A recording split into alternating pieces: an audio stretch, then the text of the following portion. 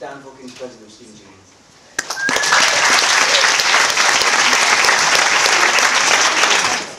Good evening, everybody. I'm going to talk a little bit about the process of the way that this consultation and the way that this strategy setting agenda has been gone about, because it's really important, because the university senior management has pushed all of this through with very little attention paid to what's going on. How many people knew in this room that the changes were quite so severe? How many people knew that they were planning on changing the research focus of the university, entirely restructuring the schools, shifting the teaching focus more towards business and management, and a whole range of other things? Actually, I'm quite curious. How many people here actually knew the extent of these changes in this room? Virtually nobody. These changes are incredibly important to Sussex, and it's incredibly important that in a vibrant academic community, that together we make up our shared future, that we work out the direction that we want to go collectively. And I think the reason that nobody knows about what's going on is because of the process. And I think that the process has been designed to be deliberately vague, to be opaque, and to be difficult to get involved in. Not just for academics who have found it difficult, but also for students as well. Very few students have been involved, and it's only from repeated pressure from the Students' Union that in the last 3 weeks they decided to have 5 very short meetings for school departments to voice any concern at all from the students. So, I'm going to talk a little bit about the documents that they're putting forward and the way that they're actually doing it. The actual process is made up of 3 documents. One of them was called Setting the Scope of Our Ambition. One of them is a green paper that's being discussed now, which is a set of questions. And then the third one is the white paper. They're meant, as far as senior management is concerned, to collectively guide us through this strategy, to collectively guide us towards a shared outcome that will take us towards 2015.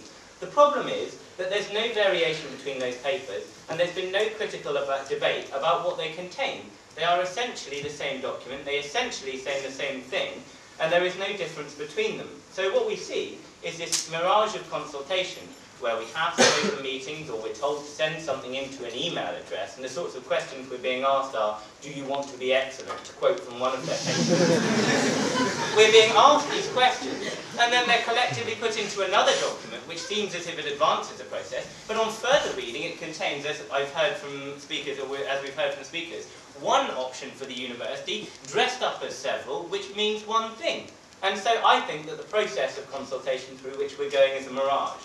And then the second thing is committees, and I think this is something really important. We have committee structures to make sure that all levels of the university feed into the way that collectively we come to decisions. That is not happening with this green paper, with the white paper, and it's certainly not happening with the Setting the Scope of Our Ambition document. They say, don't worry, we're consulting everyone, all at once. We put this on the internet, we send a couple of emails, and everyone's going to email in their ideas.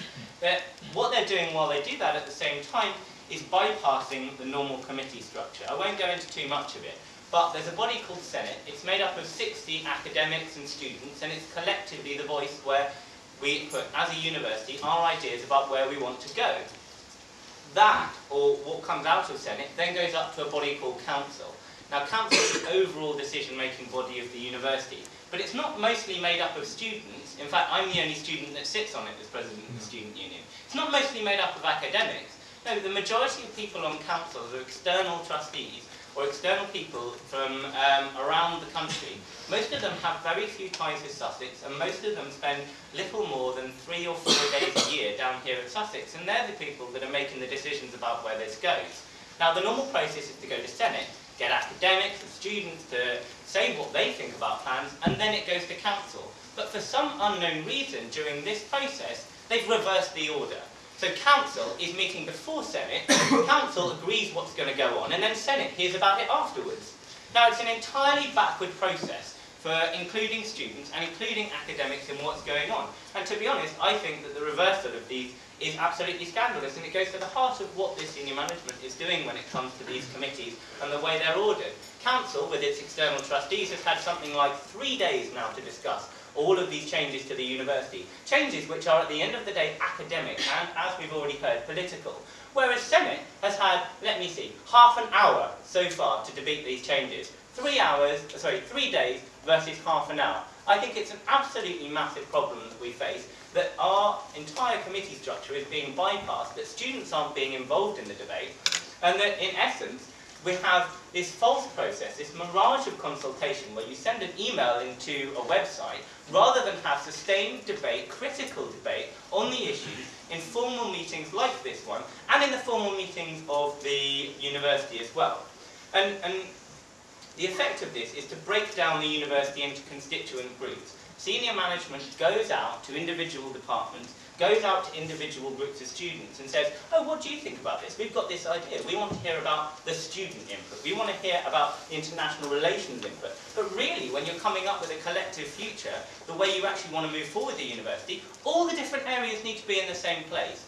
IR needs to talk with all the science departments, as does the student with, all of the admin staff. It needs to be a collective decision-making process where everyone is in one room and where everyone's voice is to get a chance to be heard. And so individual input is not debate.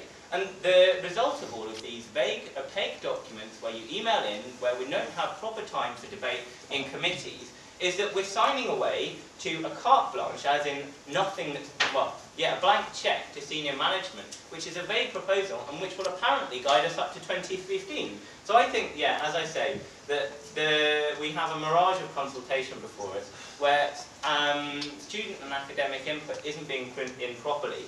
And what we need to do around that is organise. We need to make sure and demand proper debate, sustain time for debate, and we also need to demand what changes we want collectively, because if senior management won't give us the forum to talk collectively about our shared future, we should do that. Thanks.